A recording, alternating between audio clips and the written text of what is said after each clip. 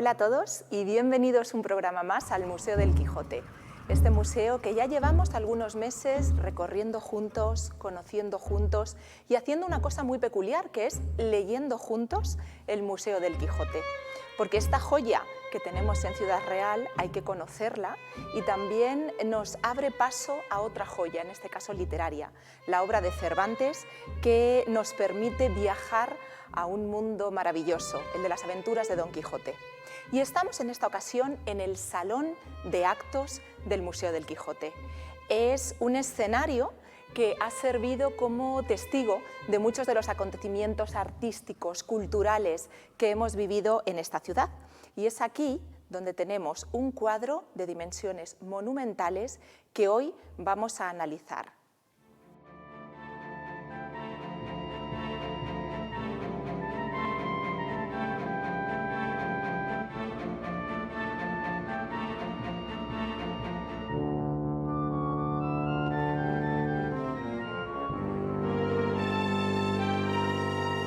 El entierro de Don Quijote es un cuadro de Alfredo Palmero. Ya conocemos a este pintor, lo conocemos porque hay una sala dedicada exclusivamente a este artista de Almodóvar del Campo y es la Sala Palmero. Habíamos hablado de que había realizado una hazaña pictórica de magnitud quijotesca, decíamos, la de pintar a 125 personajes de la obra de Cervantes. Y en esta ocasión nos encontramos con un cuadro enorme, de gran tamaño. Por eso está precisamente aquí, en la zona más amplia del museo, el Salón de Actos.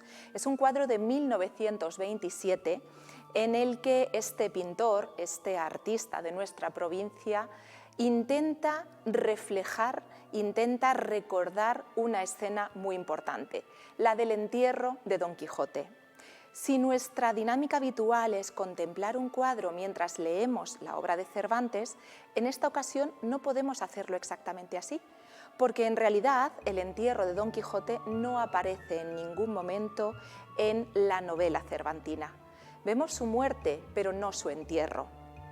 Es de vital importancia este hecho porque para poder representar esta escena lo que hace el maestro Palmero es acudir a referencias artísticas, pictóricas, iconográficas que puedan servirle de inspiración para imaginar cómo podría haber sido el entierro del más grande caballero andante de todos los tiempos.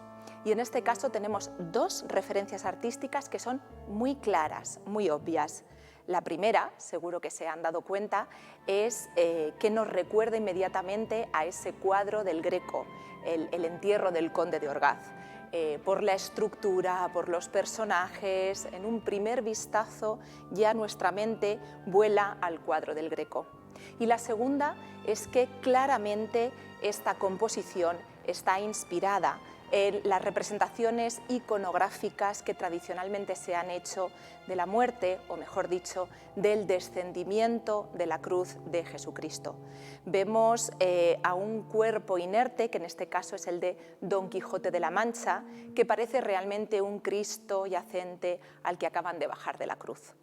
¿Por qué es importante tener como referencia estos dos puntos artísticos? Pues porque el gran maestro Palmero considera que para enterrar al personaje literario más importante de toda la literatura universal tenemos que coger como referencias o bien a grandes señores, grandes caballeros, el conde de Orgaz, a grandes pintores, el Greco, o directamente a escenas sagradas, salvando las distancias y con todo el respeto del mundo, pero el descendimiento de la cruz de Jesucristo es lo que más se puede parecer literariamente al entierro de Don Quijote de la Mancha.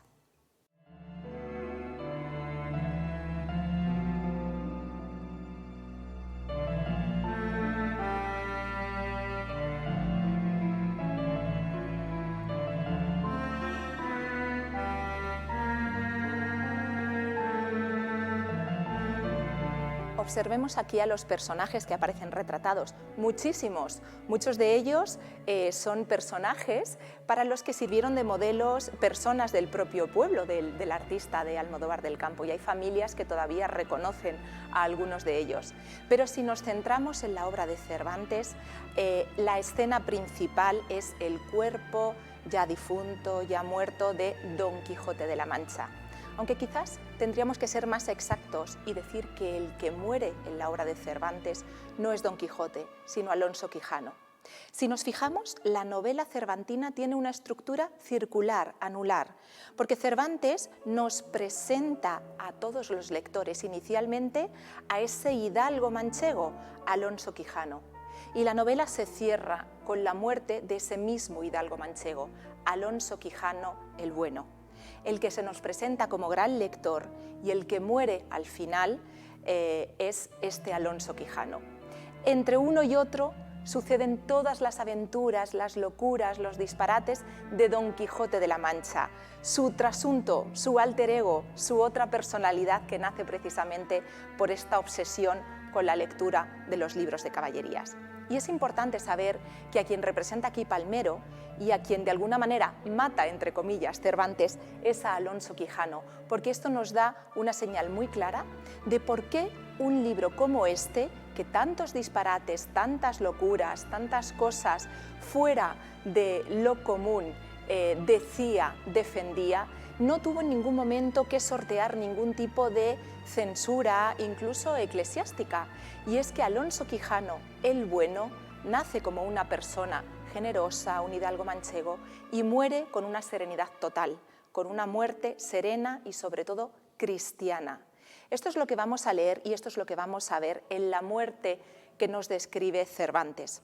En el cuadro de Palmero, a quien vemos, como vemos ahora mismo, es a esa figura de Don Quijote o de Alonso Quijano que muere, que cogen y que arropan todos sus amigos. Podemos observar que tenemos al cura, al bachiller, al barbero y algunos personajes principales que parecen acompañarlo. Y de nuevo volvemos a esta analogía con las representaciones cristianas de los descendimientos. El ama y la sobrina, las dos mujeres reales presentes en la vida de Alonso Quijano, también lo están en su muerte. Y aquí el maestro Palmero nos las representa casi como una suerte, una especie de Virgen María y de María Magdalena llorando la muerte de Jesús. Claramente se puede ver quiénes son las dos mujeres, el ama y la sobrina, que se representan ahí. Y otro personaje tan importante a estas alturas casi como Don Quijote de la Mancha, su fiel escudero, Sancho Panza, que aparece en un rincón totalmente desolado, en una posición de tristeza, con la mirada perdida ante la muerte de su señor y con un gesto de ternura inusitado y que nos emociona cuando contemplamos este cuadro, que es como la mano ya sin vida de Don Quijote parece reposar sobre el hombro de su fiel escudero, que permanece desconsolado, y casi acariciar la mejilla de Sancho en un último rasgo de ternura absoluta. Pues bien, esta aclaración que hemos hecho, comentando que es Alonso Quijano el que nace en el libro y Alonso Quijano el que muere, y Don Quijote el que vive entre tanto, es muy importante a la hora de entender cómo funciona esta estructura y cómo esta muerte, como decimos, es una muerte serena, cuerda, justa y sobre todo una muerte cristiana. Así nos describe Cervantes estos últimos momentos de la vida de su personaje. Como las cosas humanas no sean eternas, yendo siempre en declinación de sus principios hasta llegar a su último fin, especialmente la vida de los hombres, y como la de Don Quijote no tuviese privilegio del cielo para detener el curso de la suya, llegó su fin y acabamiento cuando él menos lo pensaba. Porque o ya fuese de la melancolía que le causaba el verse vencido, o ya por la disposición del cielo que así lo ordenaba, se le arraigó una calentura que le tuvo 6 días en la cama, en los cuales fue visitado muchas veces del cura, del bachiller y del barbero, sus amigos, sin quitársele de la cabecera Sancho Panza, su buen escudero.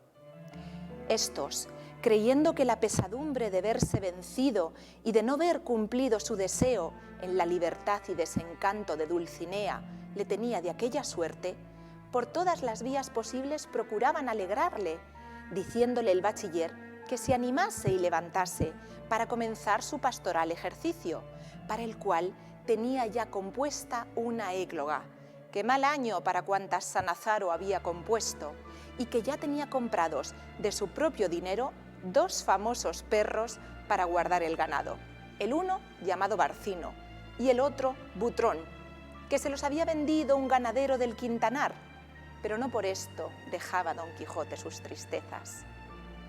Es emocionante ver cómo en estos últimos momentos de la vida de Don Quijote, cuando poco a poco se ha desencantado de las novelas de caballerías, cuando está convencido de cuántos sufrimientos le han costado estas aventuras, e intenta volver a recuperar la cordura, intenta volver a ser ese Alonso Quijano el bueno, sus amigos que se han pasado toda la novela de caballerías, toda la obra de Cervantes, tratando de rescatarle de esa locura, ahora se invierten los papeles y son ellos los que al verle tan deprimido, tan apagado, intentan animarle diciendo, bueno, si ahora ya no te gustan los libros de caballerías, no hay ningún problema. Otro de los bestsellers de la época, otro de los géneros literarios favoritos de entonces, son las novelas pastoriles. ¿Ya no quieres ser caballero andante? No pasa nada. Nos vamos a echar al campo como pastores, ya hemos comprado 2 perros. Por tanto, están alimentando una nueva fantasía con la esperanza, con la ilusión de que su gran amigo recupere esa alegría que últimamente se le va apagando. Pero como nos dice Cervantes, no por esto dejaba Don Quijote sus tristezas. Fijaos cómo se van desencadenando los hechos. Llamaron sus amigos al médico, tomóle el pulso y no le contentó mucho. Y dijo que, por sí o por no, atendiese a la salud de su alma, porque la del cuerpo ya corría peligro. Oyólo Don Quijote con ánimo sosegado, pero no lo oyeron así su ama, su sobrina y su escudero, los cuales comenzaron a llorar tiernamente como si ya le tuvieran muerto delante. Fue el parecer del médico que melancolías y desabrimientos le acababan. Rogó Don Quijote que le dejasen solo, porque quería dormir un poco. Hiciéronlo así y durmió de un tirón, como dicen, más de 6 horas, tanto que pensaron el ama y la sobrina que se había de quedar en el sueño. Y es precisamente en estos últimos momentos cuando Don Quijote va a recuperar completamente esa cordura que tanto echaban de menos sus amigos y sus familiares y que ahora lamentan, porque parecen entrever, parecen adivinar que junto a su locura iba su vida y junto a su cordura va llegando su muerte. Así vemos cómo Don Quijote recupera en sus últimos momentos esa cordura. Dadme albricias, buenos señores, que ya yo no soy Don Quijote de la Mancha, sino Alonso Quijano, a quien mis costumbres me dieron renombre de bueno. Ya soy enemigo de Amadís de Gaula y de toda la infinita caterva de su linaje. Ya me son odiosas todas las historias profanas de la andante caballería. Ya conozco mi necedad y el peligro en que me pusieron a haberlas leído. Ya, por misericordia de Dios, escarmentando en cabeza propia, las abomino. Cuando esto le oyeron decir los 3, creyeron, sin duda, que alguna nueva locura le había tomado. Y Sansón le dijo, «Ahora, señor Don Quijote, que tenemos nueva que está desencantada la señora Dulcinea, ¿sale vuesa merced con eso? Y ahora que estamos tan a pique de ser pastores para pasar la vida cantando como unos príncipes, ¿quiere vuesa merced hacerse ermitaño? Calle por su vida, vuelva en sí y déjese de cuentos». «Los de hasta aquí», replicó Don Quijote, «que han sido verdaderos en mi daño, los ha de volver mi muerte con ayuda del cielo en mi provecho. Yo, señores, siento que me voy muriendo a toda prisa. Déjense burlas aparte y tráiganme un confesor que me confiese y un escribano que haga mi testamento, que en tales trances como este no se ha de burlar el hombre con el alma, y así suplico, en tanto que el señor cura me confiesa, vayan por el escribano». Miráronse unos a otros admirados de las razones de Don Quijote, y aunque en duda le quisieron creer. Y una de las señales por donde conjeturaron se moría fue el haber vuelto con tanta facilidad de loco a cuerdo, porque a las ya dichas razones añadió otras muchas tan bien dichas, tan cristianas y con tanto concierto, que del todo les vino a quitar la duda y a hacer creer que estaba cuerdo. Hizo salir la gente el cura y quedóse solo con él, y confesóle. El bachiller fue por el escribano, y de allí a poco volvió con él y con Sancho Panza, el cual Sancho, que ya sabía por nuevas del bachiller en qué estado estaba su señor, hallando a la ama y a la sobrina llorosas, comenzó a hacer pucheros y a derramar lágrimas. Acabóse la confesión y salió el cura diciendo: verdaderamente se muere y verdaderamente está cuerdo Alonso Quijano el bueno. Bien podemos entrar para que haga su testamento. Es aquí cuando nos damos cuenta de la importancia de la cantidad de veces en la que Cervantes recalca que la muerte de Don Quijote ya es como Alonso Quijano y que su muerte es totalmente cuerda, intentando dejar bien arreglados los asuntos de su hacienda, un escribano que haga testamento, y sobre todo los asuntos de su alma. Pide al cura, pide confesión, pide morir con el alma limpia, pide una muerte, por fin, sosegada y cristiana. Y este elemento es absolutamente imprescindible para conseguir que una obra como la de Cervantes no fuese considerada de alguna manera herética, loca o inapropiada por parte de la Iglesia, porque esta muerte final con la que se cierra el libro es una muerte sosegada y cristiana. También es de una gran ternura ver los últimos momentos que Sancho y Don Quijote comparten juntos.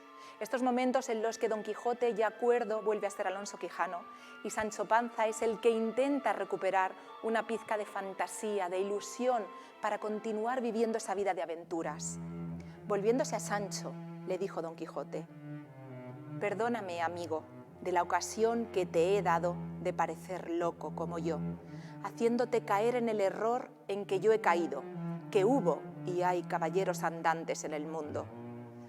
Ay, respondió Sancho llorando, no se muera vuestra merced, no se muera, señor mío, sino tome mi consejo y viva muchos años, porque la mayor locura que puede hacer un hombre en esta vida es dejarse morir sin más ni más, sin que nadie le mate ni otras manos le acaben que las de la melancolía.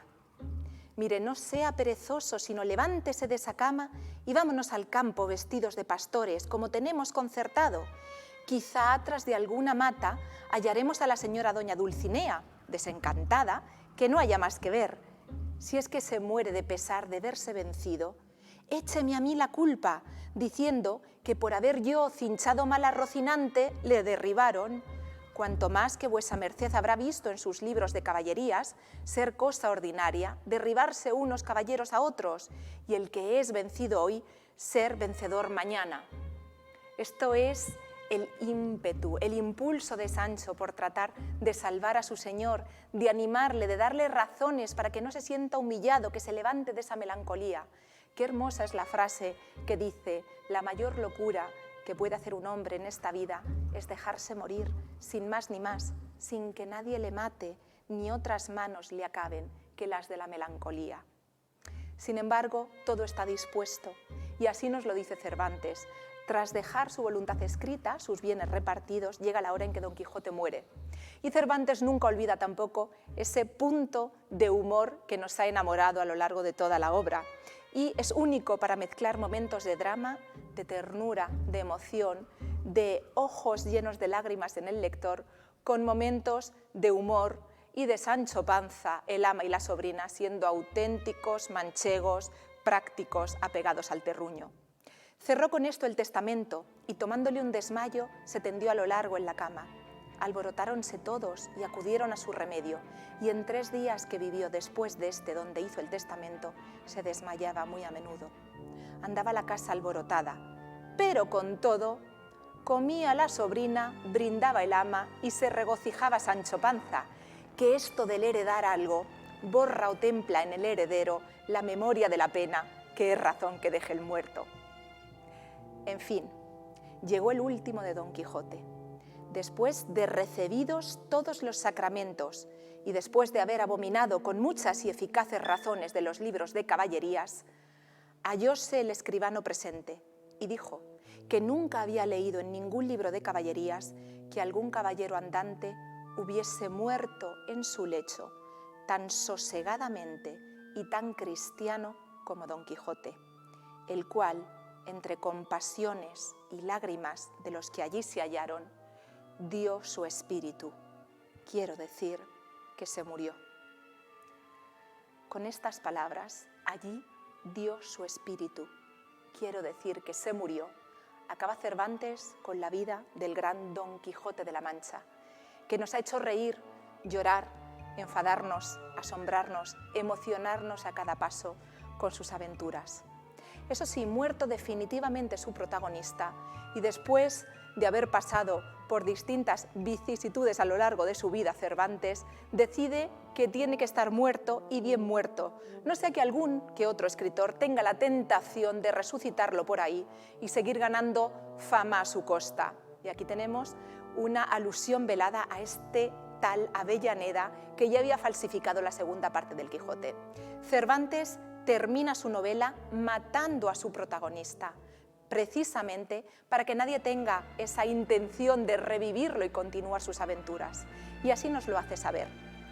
Viendo lo cual el cura pidió al escribano que le diese por testimonio cómo Alonso Quijano el Bueno, llamado comúnmente Don Quijote de la Mancha, había pasado de esta presente vida y muerto naturalmente, y que tal testimonio pedía para quitar la ocasión de que algún otro autor que Cide Hamete Benengeli le resucitase falsamente e hiciese inacabables historias de sus hazañas. Este fin tuvo el ingenioso hidalgo de la Mancha, cuyo lugar no quiso poner Cide Hamete puntualmente por dejar que todas las villas y lugares de la Mancha contendiesen entre sí por ahijársele y tenérsele por suyo, como contendieron las 7 ciudades de Grecia por Homero.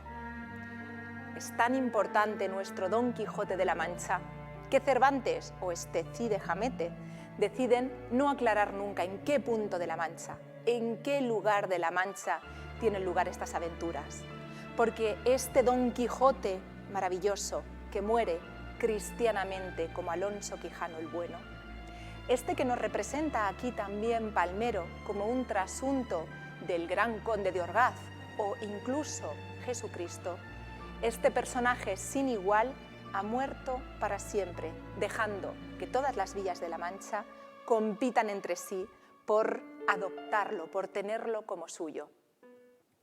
Y es que este es el gran orgullo que podemos tener en una ciudad como la nuestra, ser la cuna de la obra literaria más importante de todos los tiempos y tener la oportunidad diaria, gratuita, de venir a un museo municipal como el Museo del Quijote y de tener un programa como el que estamos haciendo desde Televisión Ciudad Real, que apuesta por poder diversificar esta oferta cultural y poder hacerla llegar a ustedes que están en su casa y a quienes hacemos una invitación directa para que vengan por aquí, Quijote en mano, o para que nos acompañen en sucesivos programas en los que continuaremos leyendo el Museo del Quijote.